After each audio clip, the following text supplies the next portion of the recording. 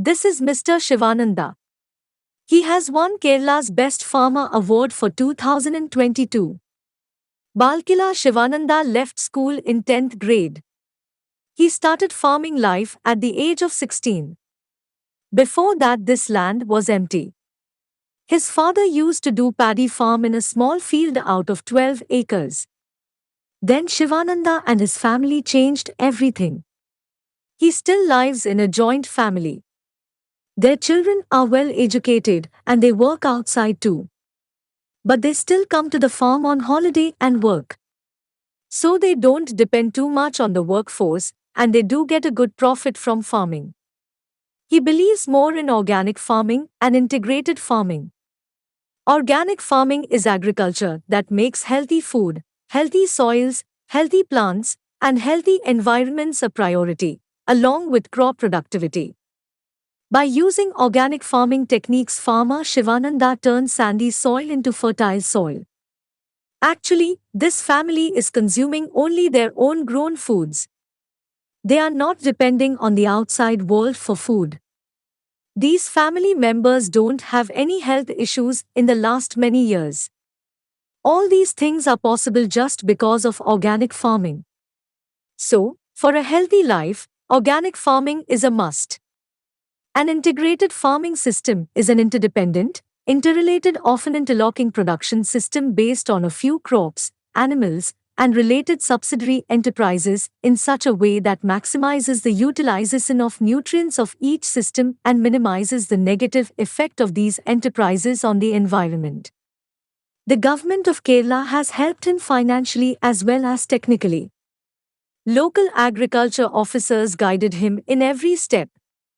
He did not waste even 1 inch of the entire 12 acres of land. He doesn't have a water problem here. Because as you can see, the river flows close to the farm. A few years ago, the saltwater problem was coming in the summer. Because the sea is only 5 kilometers from here. To get rid of that problem, under the scheme of the government of Kerala, Panchayat built one dam. So it has helped a lot of farmers, including Shivananda. Come, let's go round his farm once. Hi friends. Welcome to the Discover Agriculture YouTube channel. If you're not yet subscribed to our channel, please subscribe now. When we enter this farm, we can see greeneries everywhere. We found many different types of birds. Birds, known to play an important role in pollination, putting a check on pesky insects and rodents, could also be causing a drastic decrease in crop yields by destroying them. Birds inflict losses in agriculture by damaging crops during the sowing, seedling, and ripening stages, leading to economic losses to the farming community. During those times, he used ancient methods to get rid of those birds. He doesn't kill any animals, and he says they have the right to live on this earth. Actually, he has different types of crops, trees, and fruits on his farm. So naturally, birds get attracted to this farm. Here you can hear the buzzing sounds of honey bees. Bees play a big role in agriculture. They pollinate crops, increase yields, and give rise to a lucrative honey industry. Bees are so important, in fact, that millions are spent renting hives to pollinate farmers' crops. This is his house. House located in the middle of his property. It looks amazing in between greeneries. The dairy shed and cold storage building is near the house. They accommodate around 25 cows and 3 buffaloes in the shed. In the summer season, they allow their livestock to graze in paddy fields and they feed napier grasses and paddy straws in the rainy season. The livestock manure can be used as organic fertilizer for the entire farm. The cold storage building is made of mud. He doesn't sell his produce when the price is low. So this cold storage facility helps him to store vegetables for a longer duration. In front of the house, they grew different types of flowering plants and medicinal plants. Right behind the house, they built a fish tank. This is just a model tank. Fish farming involves raising fish commercially in tanks. Farmed fish for subsistence food has become popular in recent years as more people seek to provide healthy sources of farmed fish for their families. Tanks allow the fish culturist to easily manage stocks and to exert a high degree of environmental control over parameters like water temperature, dissolved oxygen, pH, and waste that can be adjusted for maximum fish production. If raising fish in tanks, feeding and harvesting operations require less time and labor compared to ponds. Small tank volumes make it practical and economical to treat some diseases with therapeutic chemicals dissolved in the culture water. Intensive tank culture can produce high yields on small parcels of land. He has a coconut farm. The coconut tree is known as Kalpa Vriksha because each and every part of this wonderful tree is used for some purpose or the other. They used the layer farming technique at the areca nut farm. They used areca nut as the top layer because areca nut trees are very tall. It is one of the major cash crops here. The next layers are fruit trees, cocoa trees, black pepper, and banana trees. Actually, these are all shade-loving trees. They are getting a decent amount of extra income from those trees. In the ground layer, they do grow grass. Grasses are fed to livestock animals. He has a free-range desi chicken farm. Desi chickens grow really well if you allow them to roam and all around the farm. They do help lose the soil and it helps in aeration to the tree roots. And they eat insects and pests. No need to feed anything else to them. They produce healthy meat and eggs. Here people use roosters for a chicken fight. It is one of the traditional games. Fighter roosters are very expensive. So he gets a good profit from desi chicken farming. He has some rabbits too.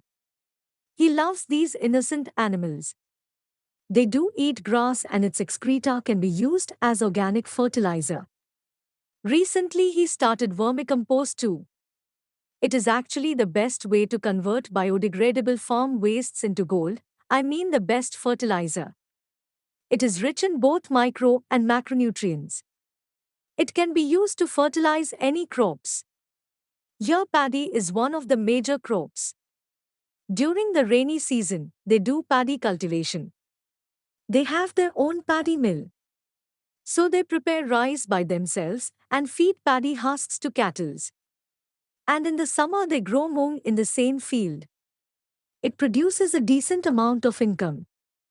And another major benefit is the roots of mung plants are natural nitrogen fixers. So it helps in increasing soil fertility. He believes in crop rotation techniques. It helps to get a good yield from crops. Other than mung, he does vegetable farming in some other paddy fields in summer. It gives really good profit. He shifts paddy fields to grow veggies to get continuous yield. During the rainy season, he can't grow veggies in paddy fields. So he starts farming on the hill, right behind the house.